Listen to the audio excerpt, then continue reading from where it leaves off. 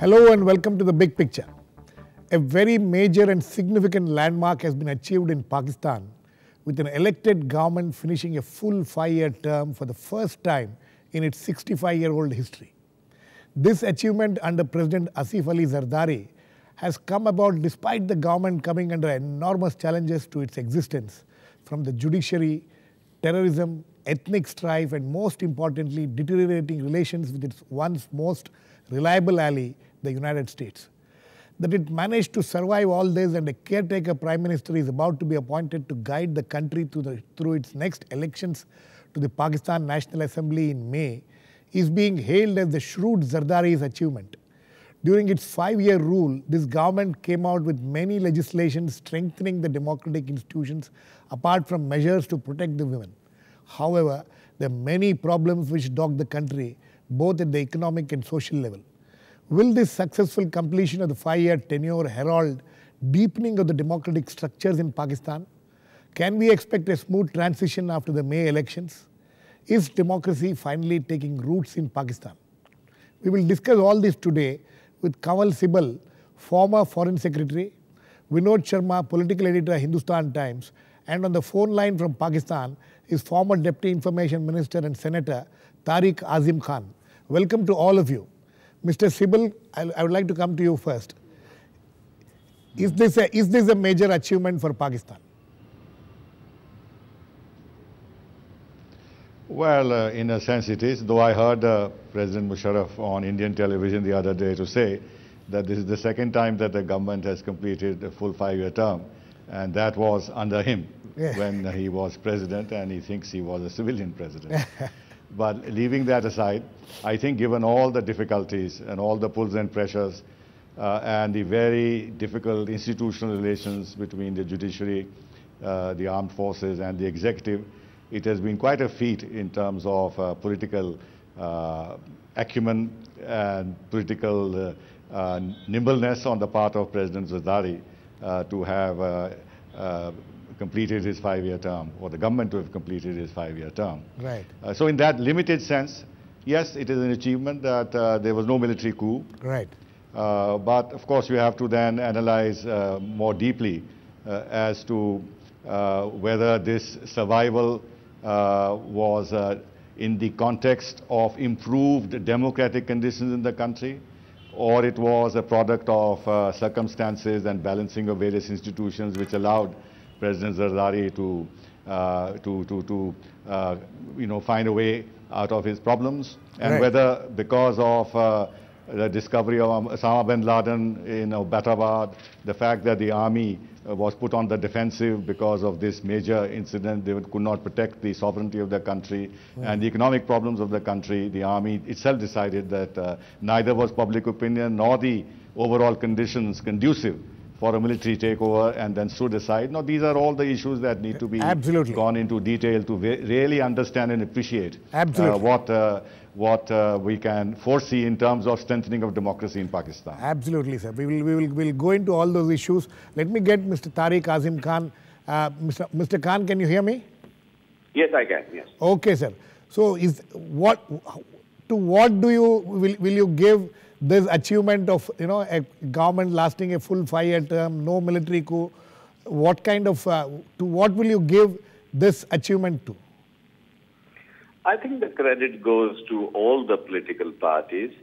It has been said all along that Pakistan Muslim League Nawaz, especially Mian Nawaz Sharif, he played a major part in strengthening the hand of President Zardari, so that he was able to continue for his party, rather was able to continue for 5 years. Right. He had to listen to people's taunt that it is a friendly opposition, and there is some sort of understanding between the two parties that is after 5 years of People Party, then it will be the turn of Pakistan Muslim League. That's why they are giving them a full sporting hand. But nevertheless, having said all that, the fact of the matter is that no parliamentarian wanted this time to derail democracy. Right. Which was very hard earned. Although I agree with Mr. Sibal that what President Musharraf said is partly true, that we already had a 5-year full term for the previous assembly, although it was under the guardianship of General Musharraf, but nevertheless, they did complete their 5-year on the 15th of November 2007. Right. This was the first time a publicly supported and publicly accepted, democratically elected parliament, which completed its 5 years, which does augur well for Pakistan, which augurs well for the region. If strong and a stable democracy in Pakistan, I think it's not only good for Pakistan, but it's also good for the region. Good relationship with its neighbors. People understand and know that who are they dealing with, and they know that they probably will last another 5 years. So it is something that advisable to do business with them. But if you have got changing governments every other year, there's always a coup in the air, and nobody knows exactly who to talk to. Right. So from that perspective, if I'm being India, specific here, we need to know exactly who you are dealing with, and they're going to be there in the years to come. I think it will be, good for the whole region. It will pave the way for a stable region, as a whole. Okay. We will discuss the issues which were raised by Mr. Sibal earlier. Let me come to my studio guest, Vinod Sharma. Vinod, two things here. One is about Musharraf's claim that he completed 5 years term, and as Mr. Sibal was pointed out, he wanted to believe that he's a civilian prime minister or president also. And the second thing is about what Mr. Azim, Mr. Khan says, that this will have a salutary effect. This will have in future it will have a good effect on the region itself. You see, one has to view this achievement both from its higher points and from its low points. As has been pointed out by our friend from Pakistan, you see, the credit for this goes to the entire political class. There was one consensus after the 2007 elections, which were held in the wake of Benazir Bhutto's dastardly killing in Rawalpindi, that they would not brook any interference from the army insofar as running parliament was concerned, insofar as ensuring parliament completing its full tenure was concerned. So I think for this, the credit goes to the entire political class, including even those who were not sitting in parliament. For instance, Imran Khan or Jamaat-e-Islami. Then nobody wanted the army to step in this time. Right. The gumboots were kept away. No, but this doesn't mean that it is... Whether the gumboots were kept away or the gumboots decided to stay away. No, you see, as was pointed out by Ambassador Sibal, you see, if you remember, you have had a couple of very, very controversial things happening during this tenure, starting from the Kerry-Lugar bill, which predicated United States support in terms of financial aid to Pakistan on certain parameters of democratic governance being met, that the army being accountable to the elected government. Now that Kerry-Lugar bill had to be sort of abandoned, because there was so much of controversy which was triggered by the army itself. Right. So the army remained on the sidelines, but it never allowed the democratic process to grow beyond a point where it would be out of control of the army. Similarly, the army subsequent to the Osama bin Laden case, as rightly pointed out again by Ambassador Sibal, which cast the army in a very bad light. It was the lowest point in the career of the Pakistan Army since 1971. And this whole Mimogate issue which cropped up at that time, where the suggestion was allegedly made that this was the time to rein in the army and to ensure that their powers were superseded by the civilian government. But neither of these two things happened. Similarly, at the same time, the governance aspect, the 5 years of the PPP-led government have been pathetic in terms of services delivered to the people, in terms of the violence that goes on in the society, in terms of the rise of the sectarian forces. Exactly. Even the PMLN, which is in power in Punjab, is accused of being either scared of or being or patronizing certain groups which are sectarian groups like Lashkar-e-Jhangvi and Anjuman-e-Sipahi Sahiba, who are believed to be behind the mass killings of the Shias recently in Balochistan, and even under the watch of this government, we have seen an entire colony of Christians in Lahore, in the vicinity of Lahore, being wiped out in terms of people being made to flee their homes and huts because certain important and influential people enjoying the patronage, political patronage, wanted those properties for themselves. So in terms of delivery, this has been a pathetic government. Let me get Mr. Khan in on this. Mr. Khan, do you agree with that? Yes. That in terms of delivery, in terms of governance, in terms of delivering a good government, this despite it surviving for 5 years, it has been a very pathetic. Its performance has been pretty pathetic. That's what Vinod Sharma thinks. I think Sharma ji is one of the most informed journalists from India who does visit Pakistan regularly. So therefore, he's very much in the picture of what goes on in Pakistan. So I appreciate what he's saying. One or two notes of dissent. What happened here in Badami Bagh next to Lahore, although it happened under the watch of the PMLN government in Punjab, nevertheless, it was something that was obviously totally unacceptable politically and socially. They did go in immediately, 47, 48 people, the mob who had ransacked these houses of those people. They were immediately arrested and they were charged under the Anti-Terrorist Act, which is a very strong act, if you want to get somebody to be tried quickly and punished severely. You try them under the Terrorist Act. They have been dealt with very severely. All the houses that were burnt are broken into. They have been repaired, and only yesterday, almost 70% of the houses were handed back after repairs to those people. It was a sad incident, but it was then the people who were affected. They were very well cared, and they were given the compensation, and also all the houses were properly repaired and handed back to them. Okay. But nevertheless, the 5 years that Vinod Sharma ji has talked about, as for the delivery is concerned, I agree with him. Unfortunately, the government was not able to deliver what they had promised. Roti Kapda Makan was the slogan that they given people, but unfortunately they were not able to deliver on either of these things. In fact, things got worse.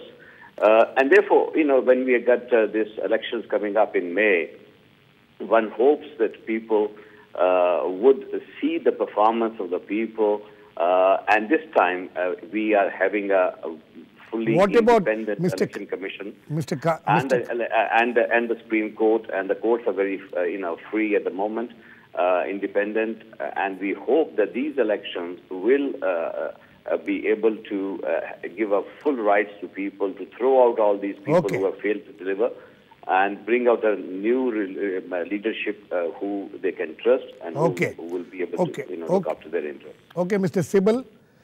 You heard both of them. You raised this issue earlier. In your earlier remarks, you said how much has this 5-year term? How much does it mean in terms of strengthening of the democratic structures? You think that has happened in these last 5 years? Well, Pakistan is a kind of a hybrid democracy. They've had elections, and they've had fairly credible elections recently, and at the same time we know that the army is all too powerful, and there are certain aspects of Pakistan's governance, foreign policy especially, and security policies which are in the hands of the armed forces, which is not normal in a democracy. Then there is the entire question of the feudal structure that remains intact in large parts of Pakistan. So it is a mixed picture. Now, having elections is not necessarily a credible argument in favor of democracy, because all over the world elections are being held. Even in countries which we know are not democracies, elections are held. Therefore, what is it that would make Pakistan a more representative democracy. Right. One would, of course, be that the army is confined to its role of defending the country under control of the civilian authority. That is extremely important, because so long as the armed forces are not under the full control of the civilian authority, the Pakistan cannot really be a true democracy. Secondly, the civil society has to become much stronger than it is. Yes, there are some very eminent personalities amongst the Pakistani civil society, and they do raise their voices, but it's a very small number. And then there are sort of mixed messages that come from Pakistan. For example, when Salman Taseer was killed, everybody was mute. The civil society was mute. The lawyers who had led the agitation for the restoration of Chief Justice were throwing rose petals at his murderer. The voices of the civil society are not sufficiently raised against what is happening in Pakistan in terms of killing of Shias and sectarian conflict and everything else. So civil society has to become much stronger and much more mobilized and more effective in terms of influencing the social choices in the country, as well as eventually the third, of course, is that you have the same personalities sort of being recycled again and again. And this apparently is something which that happens. Is problematic for the people of Pakistan, who want new faces. And in Imran Khan, they see a new face. But Imran's own connections and own allies and everything else are also, if you like, the old guard. But let me conclude by saying that for democracy is also very important that the extremist parties in Pakistan, the extremist sections of the Pakistani society must be brought under control. And not enough is being done visibly in order to curtail them. So if in all these things there is movement, then yes, Pakistan can become a democracy. Otherwise, it will remain a hybrid kind of a thing, where there will be elements of democracy, but also elements of what you might call non-democracy. Okay. On that note, I think we need to go into a very short break now. We'll come back very soon and continue the discussion and take up all the issues which have been raised so far. Please keep watching. Back very soon. Welcome back. We are discussing in the context of 5 years of tenure being completed by a civilian government in Pakistan, and asking the question, has democracy started taking roots in Pakistan? Let me get Mr. Khan in on this. Mr. Khan, the points raised by Mr. Kanwal Sibal, one of the issues which I want you to answer is that, do you think that for good, army will now be something which will be working under the civilian government? You think that that process has started, or that it has taken some shape now? Constitutionally speaking, they always came under the, the control came under the defense minister, and they should have been all the time under the, civilian control. But unfortunately, in practice, that did not follow. And courts at times did allow them that freedom, that whenever they did take over, they did get a legal cover later on. But I think the times have changed. The society has got a different outlook now. The role of the military is seen in a different light now. I don't think it's going to be that easy for another general to just, take over and expect courts to allow him that which they got before, and they got a legal cover later on, and they indemnified their action. So therefore, the situation is totally different what existed maybe 15 years ago. Right. And I think this is just the evolution that every nation has to go through.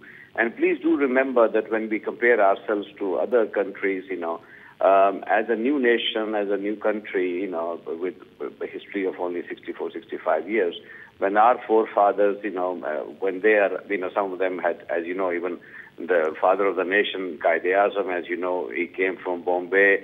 Our first Prime Minister, Liaquat Ali Khan, came from state of Karnal. They did not even have their own constituencies in Pakistan. So if you look at it from that point of view, it is a relatively new democracy as compared, for example, to India, where it had leaders had very deep roots in the soil itself.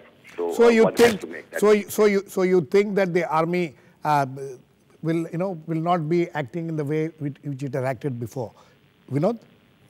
Well, one hopes so, but one is a bit worried because I sincerely feel that Pakistan's future is in democracy and not in quasi-democracy, but in genuine hybrid democracy, as Mr. Sibal I wonder, it is quasi-democracy in my view, given the kind of clout the Fauj still enjoys. In terms of foreign policy, the army still has the last word on Afghanistan, Pakistan, on US, Pakistan, on India, Pakistan. These are the three subjects which directly impinge on their security, and the government which is about to demit office had sort of given all the powers, ceded all the powers to the Fauj, and they have the final word. But you see, when you talk about non-delivery and bad governance, it is actually, and it is damaging democracy, people's faith in democracy. What's happening? You know, the last Sailab which came in Pakistan, the floods, you know, army is the only amphibian force Pakistan has.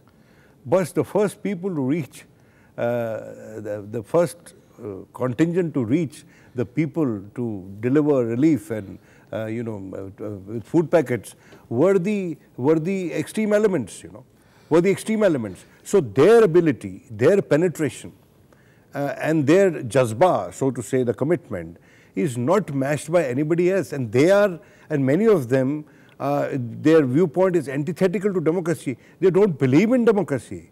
They think that democracy is a Western concept that needs to be abandoned, and there should be Islamic rule, there should be Islamic law in Pakistan. No, that is where the tussle actually happening. And the pro-democracy group at times seems to be losing out. Though the Zardari government has, Zardari has given up all the powers the president had, which were vested in the president, and given it to the prime minister insofar as recommending dissolution of the house is concerned. Similarly, revenue sharing with the states. A lot of devolution has happened. Has happened. So movement towards generally federal structure. But at the same time, the rulers today, the political class in Pakistan is not a very popular entity. Okay. Mr. Sibal, I want you to address another issue which is a very key issue as far as Pakistan is concerned, is about its relations with America. You think in this kind of a situation, what we saw in the last 5 years, you mentioned about what happened, the Abbottabad incident, you think that the relations between Pakistan and America in this kind of a coalition kind of arrangement, a democratic, after these elections also, will continue to be these uncertain relations, or do you think that can improve in the coming years? I think relations between India, Pakistan and United States have entered into a troubled phase, and I don't think they can be restored to the earlier levels of cooperation and trust.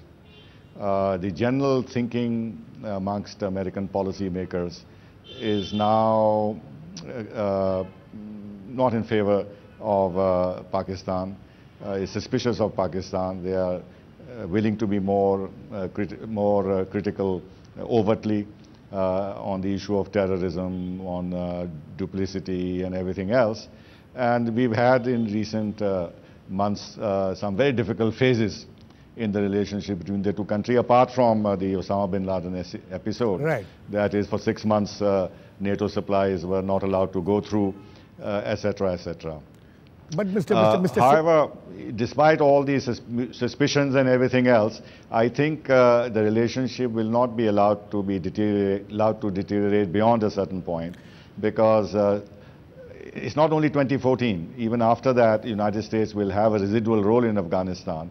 And therefore they need Pakistan in various ways, if nothing else, not to be a disruptive force in Afghanistan. Other than that, for US presence in Central Asia, both Pakistan and Afghanistan are very critical.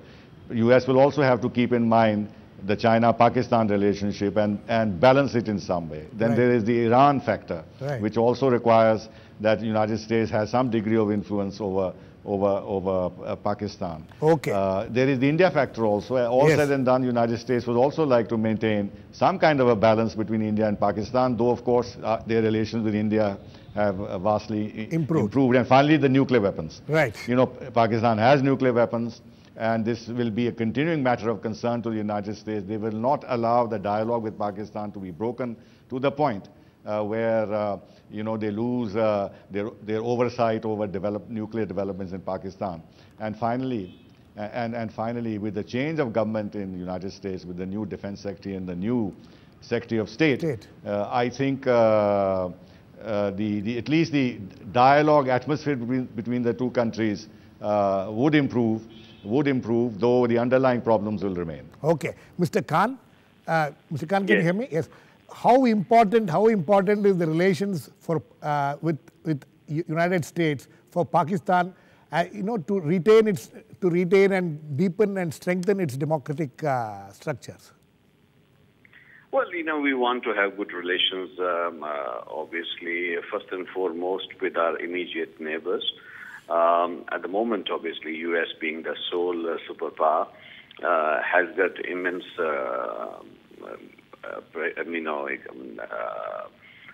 role to play in terms of Pakistan's own, economic viability, in terms of our own stability. We rely on United States in terms of our trade. They are big trading partners with Pakistan after the EU. So, you know, we have a special relationship. At times it's a love and hate relationship. If you ask average Pakistani, I think, you know, they probably have got more, dislike for the United States than even for Americans than even for India. So, I mean, this is a fact. And I think the United States has got a lot to do with that. Mr. Khan, you have been very frank about that. But one very quick comment. We are completely running out of time. The role of the extremist elements in Pakistan, which Vinod also was talking about earlier.